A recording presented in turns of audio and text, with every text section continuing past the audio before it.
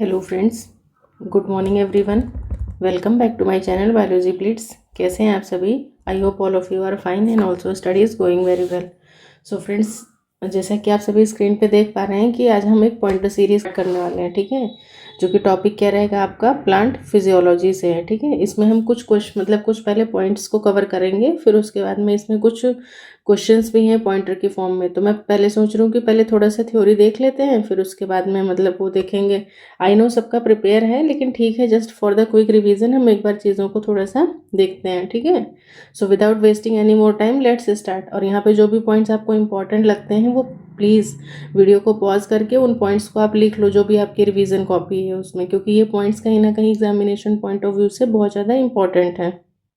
तो बेसिकली देखो, इसमें कि जो प्लांट फिजियोलॉजी वाली यूनिट है उसके सारे चैप्टर्स ही इंक्लूडेड हैं। जैसे देखो, सबसे पहले दिख रहा है फोटोसिंथेसिस है, फिर मिनरल न्यूट्रिशन वाला चैप्टर भी है, फिर ट्रांसपोर्ट वाला भी है, ठीक है।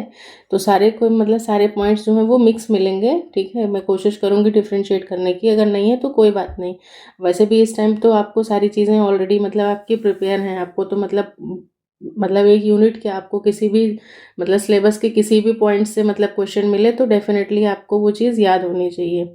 सो हमारा फर्स्ट पॉइंट है, कह रहा है कि during day time mitochondria of a green cell release more CO2 due to. तो किस वजह से होता है? तो ये ग्लाइसिन जो है वो किस में चेंज हो रहा होता है, उस पॉइंट पे ये सेरीन में चेंज हो रहा होता है, ठीक है, इसलिए है।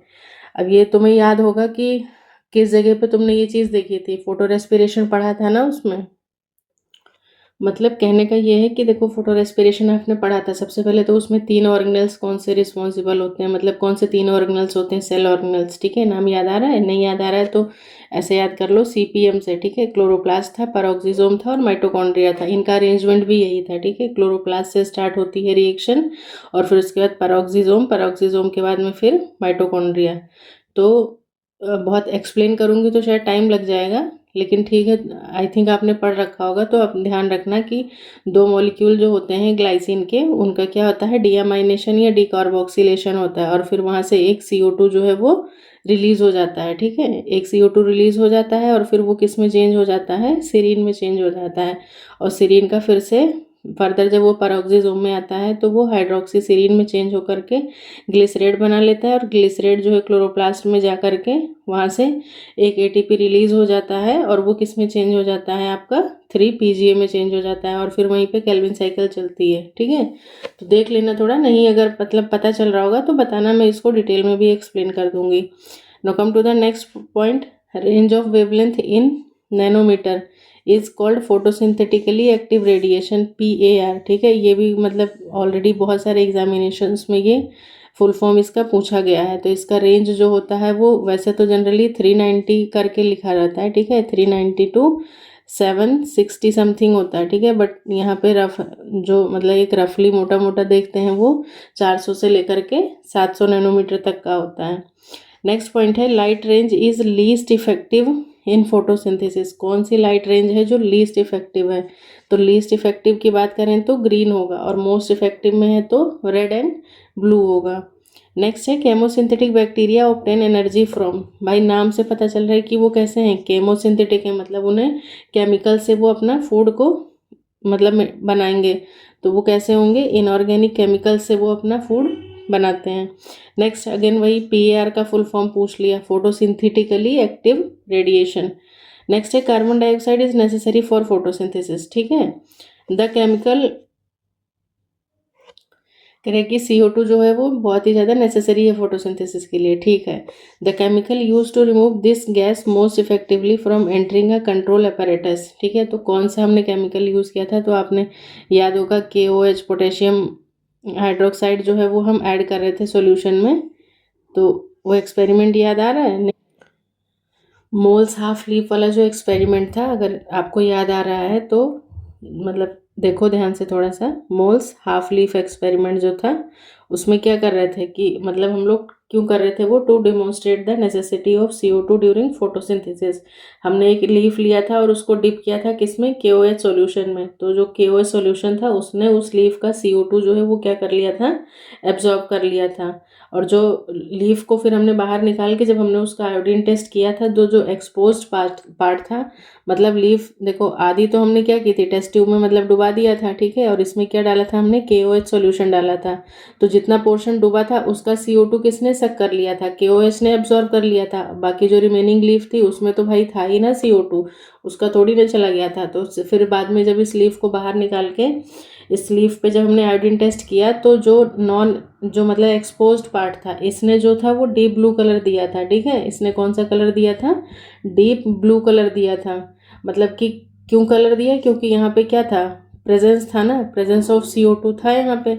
लेकिन जो जो डिप्ड पार्ट था या कह सकते हो नॉन एक्सपोज्ड पार्ट था, ये वाला नॉन एक्सपोज्ड पार्ट, इस कंडीशन में क्या हुआ था कि इसका जो CO2 था वो KOH सॉल्यूशन में आ चुका था। तो यहाँ पे मतलब CO2 बचा ही नहीं था। तो ये इसने क्या दिया था, मतलब आयोडीन टेस्ट में मतलब इसमें कोई कलर नहीं आया था, ठीक है। नो आयोडीन टेस्ट यहाँ पे, मतलब आयोडीन टेस्ट जो है वो परफॉर्म नहीं हो पाया था। तो कहने का मतलब यही है कि कौन सी गैस है वो, तो याद रखना वो KOH है, ठीक है, पोटेशियम हाइड्रोक्साइड सॉल्यूशन। तो जितने भी एक्सपेरिमेंट्स थे वहाँ पे, वो सारे के सारे एक्सपेरिमेंट्स भी जो हैं वो कहीं ना कहीं इंपॉर्टेंट हैं। नेक्स्ट है, a plant is expose to very bright light, the environmental condition is. तो उस कंडीशन में क्या होगा कि chlorophylls are subjected to photo oxidation, यानी कि मतलब अगर बहुत ब्राइट लाइट है तो उस कंडीशन में क्लोरोफिल मॉलिक्यूल जो है उसके डिस्टॉर्टेड होने के चांसेस ज़्यादा हो जाते हैं। नेक्स्ट है, लेकिन होता नहीं है ऐसा, क्यों, क्योंकि देखो बीच में जो आपका सेंट्रल एटम होता है वो क्या होता है, क्लोरोफिल, ठीक है, क्लोरोफिल होता है। लेकिन इसके किनारे किनारे में जो एक्सेसरी मॉलिक्यूल्स होते हैं ये क्या करते हैं, एनर्जी का फोटो मतलब एनर्जी को हार्वेस्ट करके, उसकी हार्नेसिंग करके, और फिर उसके बाद जितनी की ज़रूरत है ना क्लोरोफिल ए मॉलिक्यूल को, उतनी ही अंदर जो है वो पास ऑन की जाती है, ठीक है। तो इसलिए जो है क्लोरोफिल ए मॉलिक्यूल जो है वो मतलब ईजिली जो है वो डिस्ट्रॉय नहीं हो सकता है। नेक्स्ट है, the experiment which showed that carbon dioxide is essential for photosynthesis, ठीक है। अगेन वही एक्सपेरिमेंट पूछ लिया। तो एक्सपेरिमेंट का नाम क्या था, मोल्स हाफ लीफ एक्सपेरिमेंट, ठीक है, नाम याद रखिएगा, Moll's half leaf experiment. Next point है, green plants carry out photosynthesis. तो जो ग्रीन प्लांट्स जो फोटोसिंथेसिस परफॉर्म करते हैं, तो सिंपली कहने का मतलब है कि फोटोसिंथेसिस जो है वो कैसा प्रोसेस है, तो ये फिजिको केमिकल प्रोसेस है, ठीक है। ये क्वेश्चन भी आ चुका है PYQ के फॉर्म में। तो फिजियो मत लगा के आना, कैसा है, फिजिको केमिकल प्रोसेस है। नेक्स्ट है, raw material required for photosynthesis. Photosynthesis के लिए रॉ मटेरियल भाई सीधी सी बात है, वाटर की नीड है, लाइट है, CO2 है। नेक्स्ट पॉइंट है, a variegated dash was done to prove that photosynthesis occurs only in green part of the leaf. तो वेरीगेटेड लीफ था ना, वो वेरीगेटेड लीफ वाला एक्सपेरिमेंट जो किया गया था, जिसको हम लोग और किस नाम से जानते हैं, आप लिखना चाहो तो लिख सकते हो, डी स्टार्च एक्सपेरिमेंट, ठीक है। डी स्टार्च एक्सपेरिमेंट किया गया था। इसमें क्या था कि to demonstrate the necessity of light and chlorophyll, ठीक है, लाइट एंड क्लोरोफिल की नेसेसिटी को पता करने के लिए। उसमें हुआ था, होता क्या है कि देखो एक पॉटेड प्लांट लेते हैं, ठीक है, मतलब एक पौधा लिया हमने, एक पौधा लेते हैं और उसके बाद में उसकी मतलब एक लीफ को हमने क्या किया, मतलब एक मतलब पार्चमेंट पेपर से ढक दिया, ठीक है। जब उसको ढक दिया तो ढकने के बाद में क्या है कि उसमें क्या फोटोसिंथेसिस हो पाएगा, नहीं हो पाएगा। फिर उसके बाद में हमने क्या किया कि उसका आयोडीन टेस्ट किया तो कोई कलर नहीं दिया। लेकिन जो लीफ एक्सपोज्ड थी, मतलब जो लीफ खुली हुई थी, उस लीफ का जब हमने मतलब आयोडीन टेस्ट किया तो वहाँ पे क्या आया, हमें डीप ब्लू कलर देखने को मिला। तो इसका मतलब यही हुआ कि हाफ लीफ, या फिर सिंपली तुम ये भी कह सकते हो कि एक लीफ को लो, उसको तुम क्या कर दो, हाफ कवर कर दो, ठीक है, हाफ कवर कर दो और हाफ एक्सपोज रहने दो। तो जो कवर्ड पोर्शन है वहाँ पे क्या है, half covered portion expose called as variegated leaf. जो मतलब जो ये कवर्ड पोर्शन है यही क्या कहलाती है, वेरीगेटेड लीफ कहलाती है। और ये पोर्शन क्या देगा, ये आयोडीन कलर, आयोडीन टेस्ट देगा, नहीं देगा। लेकिन जो जो खुला वाला पोर्शन था वो क्या है, वो आराम से फोटोसिंथेसिस परफॉर्म करेगा और वो कलर हमें आयोडीन टेस्ट जो है वो मतलब आयोडीन टेस्ट में वो कलर हमें देगा, ठीक है। ढका वाला जो है इसमें क्यों नहीं देगा, क्योंकि यहाँ से क्या है, जब फोटोसिंथेसिस हो नहीं रही है तो स्टार्च क्या है, रिमूव हो चुका है। तो कहने का मतलब यही था यहाँ पे सिंपली।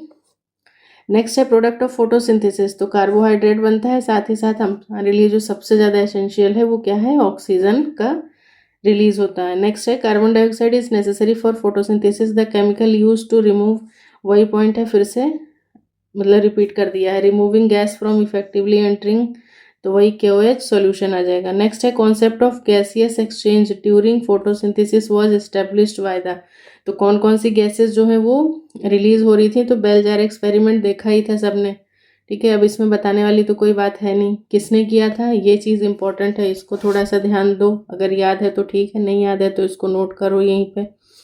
प्रिस्टली सर ने दिया था, ठीक है, प्रिस्टली सर ने दिया था। प्रिस्टलीज एक्सपेरिमेंट था ये, कब किया गया था, 1770 में किया गया था। क्या पर्पस था इसका, सो इवोल्यूशन ऑफ ऑक्सीजन, ठीक है, मेनली क्या था, ऑक्सीजन का इवोल्यूशन था। वरना पहले जो रखा गया था उसमें माइस भी CO2 रिलीज कर रहा था, बर्निंग कैंडल भी CO2 रिलीज कर रहा था। थोड़े टाइम बाद क्या होता है, माइस मर जाता है और कैंडल भी क्या होती है, बुझ जाती है।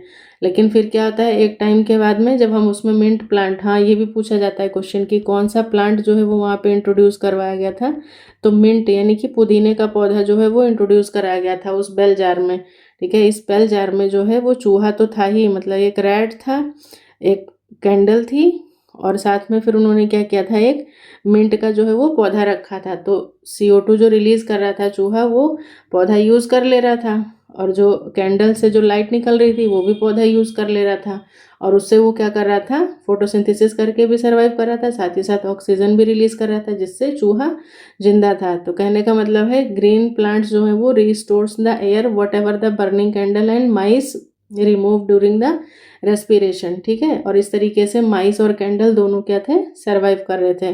तो ये था हमारा बेल जार एक्सपेरिमेंट, किसने दिया था, हमारे प्रिस्टली सर ने दिया था। कब दिया गया था ये, 1770 में दिया गया था। Move on to the next point, dash carries out photosynthesis without evolution of oxygen. तो फोटोसिंथेसिस हो रही है लेकिन ऑक्सीजन का इवोल्यूशन नहीं हो रहा है, तो वो क्या है, वो फोटोसिंथेटिक बैक्टीरिया होंगे, ठीक है, जो कि क्या कर रहे हैं, फोटोसिंथेसिस कर रहे हैं। लेकिन बैक्टीरिया के केस में क्या है, ऑक्सीजन का इवोल्यूशन नहीं होता है, क्या होता है, सल्फर का इवोल्यूशन होता है। और ये एक्सपेरिमेंट किसने किया था, तो ये भी आपको पता होना चाहिए कि वैन नील सर ने किया था ये एक्सपेरिमेंट। ये एक्सपेरिमेंट वॉन नील सर ने किया था, और एक्सपेरिमेंट जो किया गया था वो कौन सा बैक्टीरिया था, तो ये नाम याद रखिएगा आप लोग, क्रोमेशियम बैक्टीरिया था, ठीक है, क्रोमेशियम बैक्टीरिया पे किया गया था। और ये लोग कौन से क्लोरोफिल यूज़ करते हैं, मतलब बैक्टीरिया, तो ये बैक्टीरियल क्लोरोफिल होता है, ठीक है, बी क्लोरोफिल होता है। और उस कंडीशन में ये लोग क्या यूज़ करते हैं, इंफ्रारेड यूज़ करके बी क्लोरोफिल के प्रेजेंस में शुगर, मतलब शुगर तो बनता ही है, लेकिन साथ ही साथ यहाँ पे क्या है, ऑक्सीजन का इवोल्यूशन ना होकर के किसका इवोल्यूशन होता है, सल्फर का इवोल्यूशन होता है। ये देखो इस तरीके से CO2 और H2S को यूज़ करके इंफ्रारेड को, जो कि कितनी होती है, 890 नैनोमीटर की होती है, बैक्टीरियल क्लोरोफिल यूज़ करके शुगर, और साथ ही साथ किसका इवोल्यूशन हो रहा होता है, सल्फर का, ठीक है। और बैक्टीरिया कौन से हैं, क्रोमेशियम, पर्पल एंड ग्रीन बैक्टीरिया। यहाँ पर नो रिलीज ऑफ ऑक्सीजन होता है, ठीक है। बाकी वहीं जो डायरेक्ट एविडेंस था, मतलब ये रेडियोस्कोपिक स्टडी की गई थी evidence of evolution of oxygen के लिए, वो किया था हमारे रूबेन एंड कामेन सर ने। उन्होंने क्या यूज़ किया था, क्लोरेला, ग्रीन एल्गा को यूज़ किया था, और आइसोटोप यूज़ किया था। इस पे क्वेश्चन आ चुका है, आइसोटोप ऑफ ऑक्सीजन 18, ठीक है, O18 यूज़ किया था, जो कि हैवी आइसोटोप है ऑक्सीजन का। और उस कंडीशन में फिर उन्होंने क्या देखा कि उन्होंने ये लिया था CO2 प्लस H2O, और ऑक्सीजन किसका था, ये 18 वाला था। और जब इन्होंने देखा तो ये जो बन रहा था C6H12O6 प्लस जो ऑक्सीजन रिलीज हो रहा था, ये वही 18 वाला ऑक्सीजन था, ठीक है। तो ऑक्सीजन इवोल्यूशन का जो डायरेक्ट एविडेंस था वो रूबेन एंड कामेन ने दिया था, indirect evidence Van Niel sir ने दिया था। ये चीज़ें ध्यान रखिएगा। नेक्स्ट पॉइंट है this one, a first action spectrum. तो एक्सन स्पेक्ट्रम जो है वो सबसे पहली बार फोटोसिंथेसिस पे वो किसने दिया था, पहले तो नाम तुम्हें पता होना चाहिए। तो वो कौन थे हमारे साइंटिस्ट, TW एंजलमैन, ठीक है, ये भी क्वेश्चन है, आया हुआ है question. Describe resemblance rough and absorption spectra of. तो उन्होंने वहाँ पर मतलब जो एब्जॉर्ब किया था वो किसकी बात की गई थी, वहाँ पर क्लोरोफिल A और B का एब्जॉर्प्शन की बात की गई थी। ग्रीन एल्गी यूज़ किया था, मतलब स्पाइरोकाइरा या क्लैडोफोरा कह सकते हो, और साथ में एरोबिक बैक्टीरिया यानी कि ऑक्सीजन सीकिंग बैक्टीरिया को लिया गया था। वाइट लाइट को प्रिज्म से पास करवाया था, और फिर उन्होंने ये देखा कि विबग्योर वाले में जो ब्लू और रेड वाला जो रीजन है उस जगह पे जो है वो बैक्टीरिया का कंसंट्रेशन जो है वो ज़्यादा है, अक्यूमुलेशन ऑफ बैक्टीरिया ज़्यादा है, बाकी in comparison of the other regions. Next है question, oxygen was discovered by, तो प्रिस्टली, क्योंकि वही जब ऑक्सीजन इवॉल्व हुआ मिंट प्लांट से तभी माइस जो है वो जिंदा बचा, वरना क्या था उससे पहले वो दोनों मर जा रहे थे। नेक्स्ट पॉइंट है green parts of plant release oxygen, this was showed by, तो मतलब ग्रीन पार्ट जो है वो क्या शो कर रहे हैं, ऑक्सीजन शो कर रहे हैं। तो ये जॉन इंजनहाउस ने किया था, और कौन सा प्लांट उन्होंने यूज़ किया था, जॉन इंजनहाउस ने किया था, और प्लांट यूज़ किया था इन्होंने। प्लांट इंपॉर्टेंट है क्योंकि यही सारी चीज़ें हैं जो घुमा घुमा के पूछ लेता है, ठीक है। हाइड्रिला प्लांट यूज़ किया था। लाइट का इंपॉर्टेंस, मतलब ग्रीन प्लांट जो है वो प्योरीफाई करते हैं एयर को, followed by the burning candle और ब्रीदिंग एनिमल्स, और जो एयर बबल्स वहाँ पे रिलीज हुई थी वो एयर बबल्स क्या थी, हमारी ऑक्सीजन थी। नेक्स्ट है plant is used by Engelmann, Engelmann sir ने क्या दिया था, एक्शन स्पेक्ट्रम का, मतलब first action spectrum of photosynthesis, और उन्होंने जो प्लांट यूज़ किया था वो क्या था आपका, क्लेडोफोरा, या फिर और क्या हो सकता है ये स्पाइरोगाइरा, और स्पाइरो क्लेडोफोरा मतलब ये क्या है, ये फिलामेंटस एल्गी के हैं। नेक्स्ट है hypothesis, plant restore to the air whatever breathing animal and burning candle remove was given by, तो जोसेफ प्रिस्टली सर ने, ये एज इट इज़ एनसीईआरटी की लाइन है, और ये कई बार जो है वो एग्जाम में पूछा गया है, इंपॉर्टेंट है। नेक्स्ट है action spectrum experiment was conducted on, again cladophora या spirogyra, indicated by first that water is hydrogen donor in photosynthesis, तो ये किसने किया था, इंडिकेटेड बाय, तो पहला इंडिकेशन जो किसके द्वारा आया था, वो वॉन नील सर के द्वारा आया था। In plant glucose is stored as, glucose भाई सीधी सी बात है बनता ग्लूकोज है, और फिर वो ट्रेवल करता है, मतलब स्टोर किस फॉर्म में होता है, वो स्टार्च के फॉर्म में होता है, और ट्रेवल करता है किस फॉर्म में, सुक्रोज के फॉर्म में, ठीक है। तो ट्रांसपोर्टेटरी शुगर जो है वो क्या है आपकी, सुक्रोज है, बनता क्या है, ग्लूकोज है, और स्टोर किस फॉर्म में होता है, स्टार्च के फॉर्म में होता है। सुक्रोज की ग्लूकोज की फॉर्म में इसलिए नहीं जाता है क्योंकि ग्लूकोज अनस्टेबल है, रिएक्टिव है, ठीक है, सुक्रोज स्टेबल है, आराम से चला जाता है। नेक्स्ट है role of light in plant, light का रोल भाई क्या है, necessary for the photosynthesis, controls growth and movement. Next है कॉर्नेलियस वॉन नील या फिर सी वैन नील एक्सपेरिमेंट जो था वो किस पे था, purple and green sulphur bacteria पे था।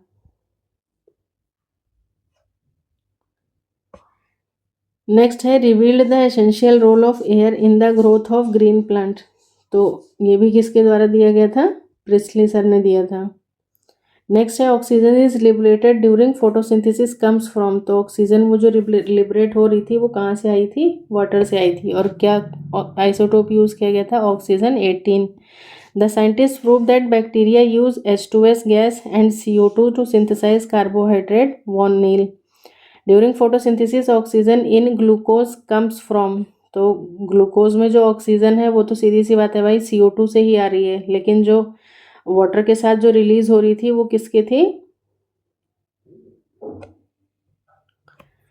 मतलब कहने का मतलब ये है कि देखो जो C6H12O6 है ना, ये क्या है, ग्लूकोज है, तो ग्लूकोज में जो ये ऑक्सीजन मॉलिक्यूल है ये तो नॉर्मल ऑक्सीजन थी ना जो CO2 की थी, वही ग्लूकोज में मतलब चेंज हो गई थी, और जो लिबरेट हो रही थी वो किसकी थी, वाटर की थी। The specific function of light energy in the process of photosynthesis, light energy का फंक्शन भाई क्या है, एक्टिवेट क्लोरोफिल। अब तो मतलब समझ में आ ही गया होगा कि विदाउट द फोटोन्स, बिना लाइट के तो ये प्रोसेस जो है वो स्टार्ट हो ही नहीं सकता है। नेक्स्ट है in purple and green sulphur bacteria the H2S donor, तो मतलब हाइड्रोजन डोनर उस जगह पे कौन है, हमारा H2S है। Beside water and light most essential, light और वाटर के अलावा हमें और सबसे ज़्यादा किस चीज़ की ज़रूरत है, CO2 की नीड है। क्लोरोफिल ए जो है वो क्या है, ऑल ऑक्सीजन लिबरेटिंग ऑटोट्रॉफ्स में पाया जाता है। साइटोक्रोम्स क्या है, इलेक्ट्रॉन एक्सेप्टर्स हैं हमारे। In TW Engelmann's experiment bacteria were used to detect the site of oxygen evolution, ठीक है, पता लगाने के लिए कि ऑक्सीजन का इवोल्यूशन CO2 से है या H2O से है, तो उस जगह पे क्या किया गया था, बैक्टीरिया का यूज़ किया गया था। मतलब कि बैक्टीरिया जो थे वो क्या थे, जहाँ जहाँ से मतलब ऑक्सीजन का वो हो रहा था लिब्रेशन, वहीं पे बैक्टीरिया का एक्यूमुलेशन ज़्यादा था। मेल्विन केल्विन जो है वो क्या है, एल्गल फोटोसिंथेसिस, ठीक है, C3 cycle. The specialized epidermal cells present in the vicinity of guard cell are called, तो उनको क्या बोलते हैं हम लोग, सब्सिडरी सेल्स बोलते हैं। ये देखो, ये इस तरीके से ऐसे हमारे गार्ड सेल्स हो जाते हैं, ठीक है। और ये क्या आपका स्टोमेटल पोर हो गया, ये हमारे गार्ड सेल्स होंगे। इनको चारों तरफ से जो सराउंड किए रहते हैं उन्हीं सेल्स को हम लोग क्या बोलते हैं, सब्सिडरी सेल्स बोलते हैं।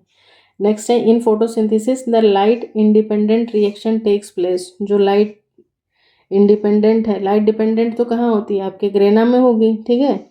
और जो लाइट इंडिपेंडेंट है वो आपके स्ट्रोमल मैट्रिक्स में होगी।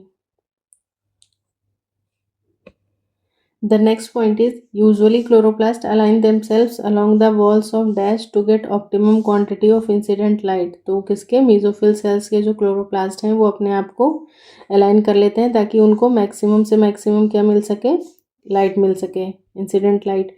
Photosynthesis does not takes place in, तो sorry does take place in, तो सभी ग्रीन पार्ट्स में जो होती है प्लांट के, इवन स्टेम में भी होती है जब स्टेम यंग होता है, फिर जब ओल्ड हो जाता है, जब वहाँ से मतलब लेंटिसेल्स और बार्क वगैरह का फॉर्मेशन होता है, तब उस कंडीशन में वहाँ पे फोटोसिंथेसिस नहीं होती है। Photosynthesis includes light and dark phase, दोनों में चलता है। The dark reaction in the photosynthesis is called dark. Dark इसलिए कहते हैं क्योंकि उसे it does not require light भी कह सकते हैं, या फिर इट इज़, जो काम होता है वो इंडिपेंडेंट ऑफ लाइट होता है। इंडिपेंडेंट ऑफ लाइट, वहाँ पे मतलब लाइट की ज़रूरत नहीं होती, लाइट के थ्रू जो प्रोडक्ट्स बनते हैं उससे उसका काम चलता है। Stroma in the chloroplast of higher plant contain, तो स्ट्रोमा में क्या होता है, लाइट इंडिपेंडेंट रिएक्शन एंजाइम्स होते हैं। अब स्ट्रोमा और ये सब क्या है, ये सब तो मत ही पूछना, क्योंकि ये सब चीज़ें मैंने ऑलरेडी काफ़ी डिटेल में, जब मैंने स्टार्ट किया था अपना चैनल, तो मैंने उस टाइम पर मैंने फोटोसिंथेसिस से ही स्टार्टिंग की थी। तो एक बार आप जा कर के चैनल पे मतलब विजिट कर सकते हो, वो वीडियोस काफ़ी ठीक ठाक मतलब मैंने पढ़ाया हुआ है। नेक्स्ट है site of photolysis of water. Water का जो फोटोलिसिस है वो क्या है, ये देखो ग्रेना होता है, ग्रेना के ये मतलब ल्यूमेन ऑफ थैलोकॉइड पे, ठीक है, थैलोकॉइड सैक्स के वहाँ पे इसकी फोटोलिसिस होती है। और फोटोलिसिस के लिए किन किन चीज़ों की ज़रूरत पड़ती है, तो मैंगनीज, कैल्शियम और क्लोरीन की ज़रूरत पड़ती है। क्लोरोफिल प्रेजेंट होता है ग्रेना ऑफ क्लोरोप्लास्ट में। Sugar synthesis caused by the enzymatic reaction takes place in stroma, ठीक है। Stacks of thylakoid in plastid of higher plants, जिसको हम लोग क्या बोलते हैं, ग्रेना बोलते हैं। ये एक थैलेकॉइड है और ये जब बहुत सारे स्टैक्स ऐसे बन जाते हैं तो फिर ये क्या कहलाता है, ये ग्रेना कहलाता है। ग्राउंड सब्सटेंस क्लोरोप्लास्ट का क्या है, स्ट्रोमा है। साइट ऑफ लाइट रिएक्शन कहाँ होती है, ग्रेना में होती है। Action is spectrum for photosynthesis was first given by Engelmann by using green algae and aerobic bacteria use किया था उन्होंने। Photosynthesis of water means oxidation of water, ठीक है, पानी का टूटना, ऑक्सीडाइज होना। नेक्स्ट है, in photosynthesis light energy is utilized in converting ATP, ADP को एडिनोसाइन ट्राइफॉस्फेट को एडिनोसाइन ट्राइफॉस्फेट में चेंज करता है। The colour of xanthophyll important है, ज़ैंथोफिल का कलर जो है वो कैसा होता है, येलो होता है। नेक्स्ट है, most of the photosynthesis takes place in, तो ब्लू रीजन में होती है और रेड रीजन में, ठीक है, दो ही रीजन में बताया था मैंने कि विबग्योर जब बनेगा तो वहाँ पे रेड और ब्लू रीजन में ही जो था वो बन रहा था। मैक्सिमम अकुमुलेशन बैक्टीरिया का वहीं पे था। Photosynthetic pigment such as chlorophyll a, b, xanthophyll, carotenoid can be separated by, तो ये क्वेश्चन इंपॉर्टेंट है, कैसे ही सेपरेट कर सकते हैं इनको, पेपर क्रोमेटोग्राफी के थ्रू। नेक्स्ट है, chlorophyll a appears dash in colour and chlorophyll b appears. ये क्वेश्चन जो है वो नवोदय में आया हुआ था, केवीएस में आया हुआ था, और भी बहुत सारे एग्जाम्स में मतलब रहा होगा, बाकी मेरे को रिसेंटली इन दोनों का अच्छे से याद आ रहा है। तो क्लोरोफिल ए जो है, इवन हाँ CSIR में भी इसका एक क्वेश्चन था, जो NCERT में तुम्हारे डायग्राम दिया हुआ है वो वही डायग्राम सीधे CSIR में पूछा गया था। तो क्लोरोफिल ए जो है वो कैसा दिखाई देता है, वो ब्लूइश ग्रीन का कलर का दिखता है। और जो क्लोरोफिल बी है वो कैसा दिखाई देता है, येलोइश ग्रीन दिखाई देता है। तो ये क्वेश्चन बहुत इंपॉर्टेंट है। ए और बी, ए जो है वो कैसा है, ब्लूइश ग्रीन है, और ये कैसा है, येलोइश ग्रीन है, याद रखना। नेक्स्ट है, visible part of electromagnetic spectrum consist of radiations having a wavelength, तो वही मैंने बताया था ना 390 से 760, ये इसको रफली अराउंड फिगर में 400 से 700 लिख देते हैं। नेक्स्ट है red region of VIBGYOR fall in the range of, तो रेड रीजन जो है वो क्या है, रेड वाला ये हुआ ना, तो ये 660 से 760 नैनोमीटर के उसमें आता है, और रेड के बाद क्या आ जाएगा आपका फार रेड रीजन आता है। Absorption spectrum of chlorophyll A shows maximum absorption in, तो ब्लू में मैक्सिमम होता है और फिर उसके बाद में रेड आता है, ठीक है, मतलब यही दोनों है लेकिन मैक्सिमम ब्लू में होगा। Accessory photosynthetic pigment in most green plants में क्लोरोफिल बी, मतलब नेसेसरी तो क्या है आपका, दो तरीके के होते हैं ना फोटोसिंथेटिक पिगमेंट्स, एक नेसेसरी होता है एक एक्सेसरी होता है, या फिर ये भी कह सकते हो कि जो फोटोसिंथेटिक पिगमेंट्स होते हैं वो यूनिवर्सल और नॉन यूनिवर्सल, यूनिवर्सल की बात कर रहे हैं तो मतलब present in all photosynthetic organisms, ठीक है, और यूनिवर्सल में भी यूनिवर्सल नेसेसरी होगा जो कि आपका क्या है, सिर्फ और सिर्फ क्लोरोफिल ए होता है जो कि present in the photochemical reaction centre में प्रेजेंट होता है, वो क्लोरोफिल ए है, ठीक है, सब में ए प्रेजेंट होगा ही होगा। और यूनिवर्सल एक्सेसरी की जब बात करते हैं एक्सेसरी, तो इसमें आज आपके आ जाएंगे कैरोटिनॉइड्स आ जाते हैं, पिगमेंट्स वगैरह आ जाते हैं, ये सारे हो जाएंगे आपके। तो उस कंडीशन में आपका क्लोरोफिल को ए को छोड़ करके बाकी जितने हैं, यानी कि क्लोरोफिल बी हो गया, कैरोटिनॉइड हो गया, ज़ैंथोफिल हो गए, ये सारे आपके किस में आ जाते हैं, एक्सेसरी फोटोसिंथेटिक पिगमेंट्स में। और नॉन यूनिवर्सल का मतलब ये है कि do not present in all photosynthetic organisms, जैसे देखो ग्रीन एल्गी में अलग है, बीजीए में अलग है, जैसे क्लोरोफिल बी, सी, क्लोरोफिल डी, ई, तो क्लोरोफिल बी जो है वो ग्रीन एल्गी में है, लेकिन chlorophyll c Phaeophyceae brown algae में हो जाता है, क्लोरोफिल डी रेड एल्गी में है, क्लोरोफिल ई जो है वो ज़ैंथोफाइसी है येलो ग्रीन एल्गी में आ जाता है। फिर फाइकोबिलिन्स की बात करते हैं तो ये सिर्फ और सिर्फ बीजी और रेड एल्गी में पाए जाते हैं। तो मतलब इस तरीके से कहने का मतलब है कि ये सब लोग मिलकर के क्या बनाते हैं, एंटीना मॉलिक्यूल का फॉर्मेशन करते हैं, ठीक है, एंटीना मॉलिक्यूल, या फिर ये कह सकते हो आप कि ये क्या बनाते हैं, LHC लाइट हार्वेस्टिंग कॉम्प्लेक्स का फॉर्मेशन करते हैं। नेक्स्ट है photosynthetic pigment of cyanobacteria, cyanobacteria में क्या है, क्लोरोफिल ए है, कैरोटिनॉइड्स हैं और फाइकोबिलिन्स, जो कि मैंने अभी बताया रिसेंटली कि बीजीए में जो है वो क्या मिलेंगे आपको, हमेशा फाइकोबिलिन्स मिलेंगे। इसमें भी फाइकोबिलिन्स में भी फाइकोसाइनिन आता है और फाइकोइरिथ्रिन, दो आते हैं, ठीक है, मैं यहाँ पे लिख देती हूँ। इसमें ये देखो फाइकोबिलिन्स में देखो दो पिगमेंट होता है, एक होता है फाइकोसाइनिन और एक होता है फाइकोइरिथ्रिन, लेकिन ये दोनों जो है वो मतलब दो के दोनों जो है वो कहाँ पे पाए जाएंगे आपको, बीजीए और साथ ही साथ में रेड एल्गी में। फाइकोबिलिन्स जो है वो किसका फीचर है, बीजीए का, और साथ ही साथ रेड एल्गी का फीचर है। अब देखो होता क्या है इसमें, इस पे PYQ आ चुका है, that's why I am explaining here कि बीजीए में जो होता है वो होता है सी फाइकोसाइनिन और सी फाइकोइरिथ्रिन दोनों होता है, लेकिन जो सी फाइकोसाइनिन है उसका जो कंसंट्रेशन है वो क्या होता है, हमेशा ज़्यादा होता है, ठीक है, ये क्या होता है, हमेशा ग्रेटर देन होगा, ये चीज़ ध्यान रखना। सी मतलब क्या होता है, सी मतलब साइनोबैक्टीरिया, ठीक है, c represent for the cyanobacteria, तो बीजीए में सी फाइकोसाइनिन जो है वो ज़्यादा होगा। But if we talk about the red algae, अगर हम रेड एल्गी की बात करते हैं तो यहाँ पर आर फाइकोसाइनिन जो है वो कम होता है, ठीक है, हमेशा ये कम होगा, और आर फाइको इरिथ्रिन जो है वो क्या होगा, ज़्यादा होगा। ऐसे याद रखो, इरिथ्रिन में आर आ रहा है ना, रेड के लिए आर है, तो इस तरीके से। और यहाँ पर फाइकोसाइनिन में सी आ रहा है, तो सी बीजीए में भी क्या है, बीजीए क्या है, साइनोबैक्टीरिया, उसके लिए फाइकोसाइनिन ज़्यादा होगा। केवीएस में तो शायद ये असर्शन रीजन था, केवीएस या एनवीएस में, ठीक है, बाकी जो भी है आप लोग एक बार देख लीजिएगा। नेक्स्ट पॉइंट है dash bacteria oxidise various inorganic substances such as nitrates, nitrites, ammonia and use the release energy for ATP production, they play an important role in recycling of nutrients. तो भाई वो कौन है, हमारे केमोसिंथेटिक ऑटोट्रॉफिक बैक्टीरिया होते हैं, ठीक है। Next point is main function of carotenes, carotenes, xanthophyll, इन सबों का काम क्या जो होता है वो to prevent the photo oxidation, मतलब ये क्या है, लाइट जो भी आती है फोटॉन्स की, अगर वो एक ऑप्टिमम रिक्वायरमेंट से ज़्यादा की होती है तो ये उसको हार्नेस कर लेते हैं और फिर जितनी ज़रूरत होती है क्लोरोफिल ए मॉलिक्यूल को उतनी ही आगे पास ऑन करते हैं। नेक्स्ट है पिगमेंट शोअस एज ब्राइट और blue green in the chromatogram, तो वो क्या होगा, ब्राइट या ब्लू ग्रीन कलर जो है वो किसके लिए है, वो आपके क्लोरोफिल ए का हो जाएगा। और बी की बात करेंगे तो वो येलो ग्रीन होगा, ठीक है, याद रखिएगा। नेक्स्ट है pigments is present universally in all green plants. All green plant में जो यूनिवर्सल पिगमेंट है आपका वो क्या हो जाता है, हमेशा क्लोरोफिल ए होगा। नेक्स्ट है technique use to separate the leaf pigment of any plant, तो वो पेपर क्रोमेटोग्राफी यूज करेंगे। Dash is not an photosynthetic pigment, तो एंथोसायनिन जो है वो क्या है, फोटोसिंथेटिक पिगमेंट नहीं है।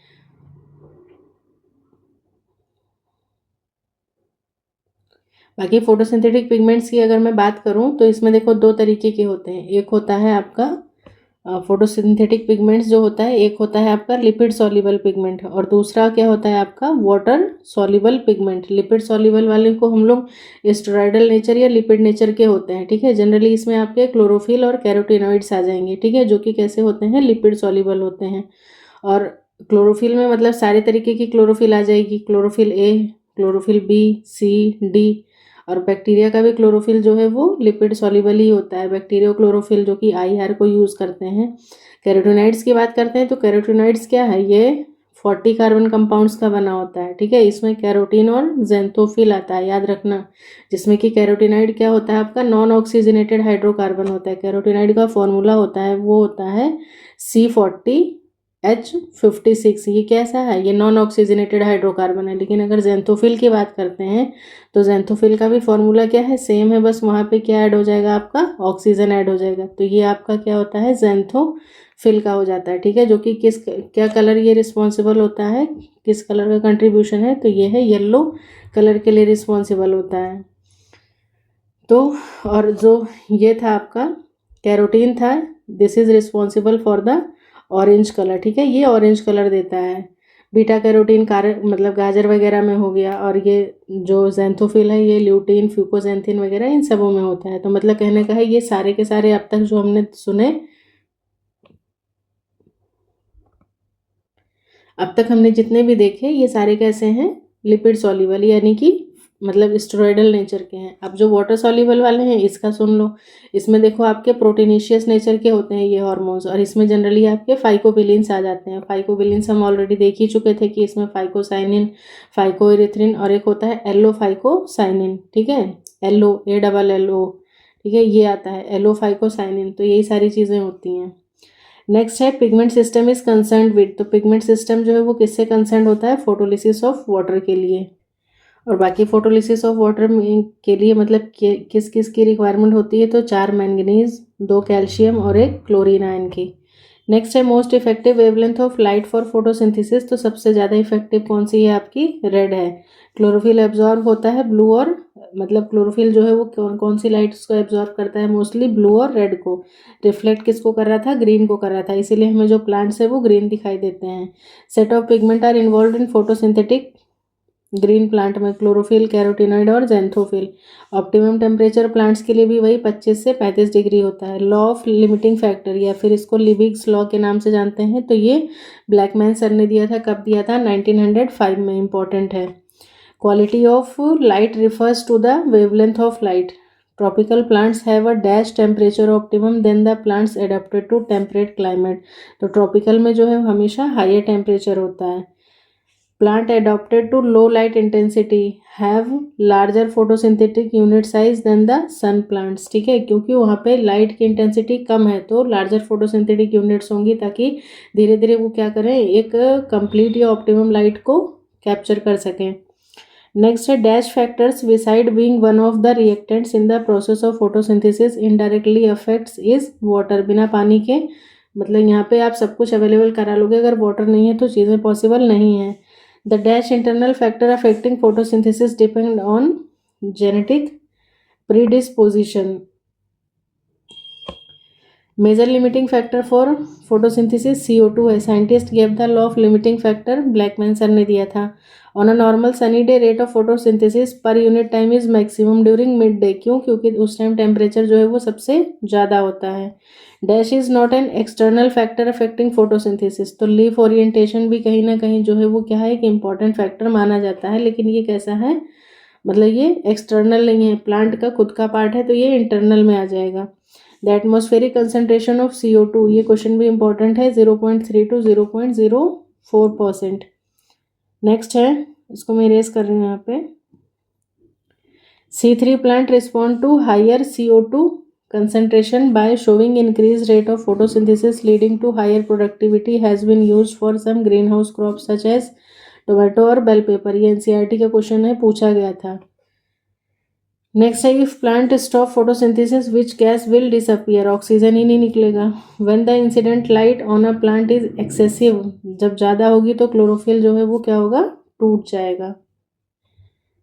नेक्स्ट पॉइंट है, that C4 plant are photosynthetically more efficient than C3 plant because, क्योंकि C3 में जो है वो फोटो रेस्पिरेशन होता है और C4 में फोटो रेस्पिरेशन नहीं होता है। क्यों नहीं होता है, क्योंकि वहाँ पर जो C3 साइकिल है, ये केल्विन साइकिल है, वो कहाँ चलती है, जाके पंडल शीट सेल में चलती है, ठीक है। उसके बाद है stomata close during water shortage, जब वाटर शॉर्टेज होता है तो स्टोमेटा क्लोज हो जाते हैं। क्यों, टू रिड्यूस CO2 की अवेलेबिलिटी को कम करने के लिए। Daylight hours are increased, the rate of photosynthesis remains unchanged. तो ठीक है फ्रेंड्स, आज हम इस मतलब पॉइंटर सीरीज को यहीं पे वाइंड अप करते हैं। कल जो है वो हम लोग लाइट रिएक्शन और डायरेक्ट रिएक्शन से आगे की सारी चीज़ों को देखेंगे, फिर उसके बाद हम इसके PYQs को कंटिन्यू करेंगे। आज आप लोग इस क्लास को देखिए और जैसा भी है, जैसे भी आपका रिस्पॉन्स होगा ना, फिर मैं उसके अकॉर्डिंग इसको आगे कंटिन्यू करूँगी। अगर रिस्पॉन्स फ्रूटफुल नहीं रहेगा मेरे लिए, सो आई विल स्टॉप इट। देखो फ्रेंड्स, यहाँ पे मतलब थोड़े से पॉइंट्स को कवर करेंगे, फिर उसके बाद थोड़े से क्वेश्चंस को कंटिन्यू करेंगे, ठीक है। तो देखो यहाँ पे जब आज है, पहला क्वेश्चन क्या है कि glyoxylate cycle in the plant is conversion of. Glyoxylate cycle जो है वो प्लांट में कब चलती है, जब फैट को किस में चेंज करते हैं, कार्बोहाइड्रेट में चेंज करते हैं। ये RPSC में आया हुआ था रिसेंटली, 2020 का है एग्जाम्पल, मतलब क्वेश्चन इंपॉर्टेंट है। नेक्स्ट पॉइंट है, the xerophytic succulent plant in which CO2 is taken up during the night, मतलब C4 में क्या होता है, कैम वगैरह में CO2 जो है वो रात के टाइम में स्टोमेटा उनके ओपन होते हैं और दिन के टाइम में क्या होते हैं, क्लोज होते हैं। तो CO2 is taken up during the night and stored as a malic acid, malic acid की फॉर्म में स्टोर हो जाता है, and use during the day. तो उस टाइप के प्लांट्स को क्या बोलते हैं हम लोग, कैम प्लांट्स बोलते हैं। Again this is from the RPSC lecturer. और RPSC वाले स्टूडेंट्स अगर देख रहे हो इस चैनल को, तो ऑलरेडी मैंने RPSC के सारे प्रीवियस ईयर पेपर्स जो है वो अपने चैनल पे मतलब सॉल्व करवाए हैं। अगर आपको नीड है तो आप जाके वहाँ पे एक बार देख सकते हो। नेक्स्ट है, CAM plants at night produce. तो रात में जो है कैम प्लांट्स क्या प्रोड्यूस करते हैं, वो मैलिक एसिड का प्रोडक्शन करते हैं। स्टोमेटा ऑफ कैम प्लांट्स के ओपन ड्यूरिंग द नाइट, रात में खुलते हैं और दिन के टाइम क्या होते हैं, वो बंद रहते हैं। Upward translocation of water in a plant, तो वो किसके थ्रू होता है, वो एसेंट ऑफ सैप के थ्रू होता है। इंपॉर्टेंट है ये। नेक्स्ट पॉइंट है, bending of plant organ due to its more growth on the upper side, तो इसको क्या बोलते हैं, हाइपोनास्टी बोलते हैं। क्रेंज एनाटॉमी C4 प्लांट्स में देखने को मिलती है। क्रेंज एनाटॉमी कहाँ पे है, C4 में। C4 के और भी एग्जांपल्स आप बताओ। तो और भी एग्जांपल्स जो हैं वो आपका मेज आ जाएगा, सॉर्गम आ जाएगा, पर्ल या फिर मिलेट वगैरह, ये सारी चीज़ें हैं। नेक्स्ट है, क्रेंज एनाटॉमी शुगर केन में भी देखने को मिलती है। Ionic element that is important for opening and closing of stomata, तो ये पोटेशियम आयंस हो जाती हैं। इसके इन्फ्लक्स और रिफ्लक्स से काफ़ी सारी चीज़ें होती हैं वहाँ पे। नेक्स्ट है, the mineral that is mainly regulate the water potential of guard cell, तो वो पोटेशियम आयन हो जाएगा। The nutrient element that is most mobile in plant metabolism, तो ये इसका सीक्वेंस जो है वो याद रखना, NPK और साथ में क्या आ जाएगा आपका, कैल्शियम। नेक्स्ट है, फोटो रेस्पिरेशन इन्वॉल्व्स, तो अभी मैंने बताया था कि फोटो रेस्पिरेशन में क्या क्या चीज़ें थी। तो क्लोरोप्लास्ट आता है, फिर पैरोक्सिसोम आ जाएगा, देन माइटोकॉन्ड्रिया आ जाएगा, और फिर चलती क्या है वहाँ पे, ग्लाइकोलेट साइकिल चलती है। ग्लाइकोलेट साइकिल का मतलब क्या है कि जब ऑक्सीजन की अवेलेबिलिटी जो है वो ऑक्सीजन के साथ एफिनिटी जो है रुबिस्को की ज़्यादा ही होती है जनरली, और ऑक्सीजन का अगर कंसनट्रेशन ज़्यादा हो गया तो रुबिस्को परफॉर्म करने लगेगा कार्बोक्सिलेशन की जगह पे ऑक्सीजनेशन एक्टिविटी, और क्या चला देगा, वो C2 साइकिल चला देगा। C2 साइकिल जब वो चला देता है तो देखो होता क्या है, RUBP जो है वो किसके साथ, फिर ये RUBP 5 कार्बन कंपाउंड था, ये ऑक्सीजन के साथ बाइंड करके यहाँ पे किसकी प्रेजेंस में, रुबिस्को की प्रेजेंस में क्या बना देता है, ये एक एक कंपाउंड बनाता है 3PGA का, ठीक है, जो कि 3 कार्बन का होता है। और दूसरा कंपाउंड जो बनाता है ये होता है 2PG का, ठीक है। 2PG का एक कंपाउंड बना जाता है जिसको हम लोग बोलते हैं 2-फॉस्फोग्लाइकोलेट, ठीक है, जो कि कैसा है, 2 कार्बन का प्रोडक्ट है। और यहीं पे क्या चल जाती है, ग्लाइकोलेट पाथवे है, जिसको हम लोग क्या बोलते हैं, फोटो रेस्पिरेशन। नेक्स्ट पॉइंट है dash tissue translocate absorb water by root to leaf. तो पानी कौन पहुंचाता है? जाइलम। गटेशन क्या होता है प्लांट्स में? ये किसके थ्रू होता है? तो ये हाइडोथोड्स के थ्रू होता है। Loss of water from the tip of leaves is called guttation. और बाकी ये क्वेश्चन गटेशन से ये भी आ चुका है कि मतलब गटेशन की जो प्रोसेस होती है वो दिन के समय में होती है या फिर रात के समय में होती है। तो ये जनरली क्या होता है कि typically occurs during the night time या फिर अर्ली मॉर्निंग में होता है। ठीक है, this is because the stomata which are responsible for transpiration water vapour loss के लिए usually closes as night reduces the rate of water loss through the transpiration. और इसके लिए कंडीशंस जो हैं वो मतलब 2-3 कंडीशंस है। जैसे पहली कंडीशन है रिड्यूस ट्रांसपिरेशन। अगर ट्रांसपिरेशन कम होगा तब भी क्या होगा? Stomata close at night, minimise water loss through transpiration. High humidity, ठीक है, ये पॉइंट भी आया हुआ है, मतलब मैंने किसी पेपर में ही देखा है इसलिए मैं बता रही हूँ कि जब हाई ह्यूमिडिटी की कंडीशन होती है तो उस केस में भी क्या होता है? गटेशन होता है। होता क्या है कि night time often bring higher humidity which often further reduces the rate of transpiration. और रूट प्रेशर जो है, root pressure which is the force that pushes water upward from the root can be high at night leading to the exhalation of water droplets to the hydathodes. तो ये सारी चीज़ें कहीं ना कहीं बहुत ज़्यादा इंपॉर्टेंट है।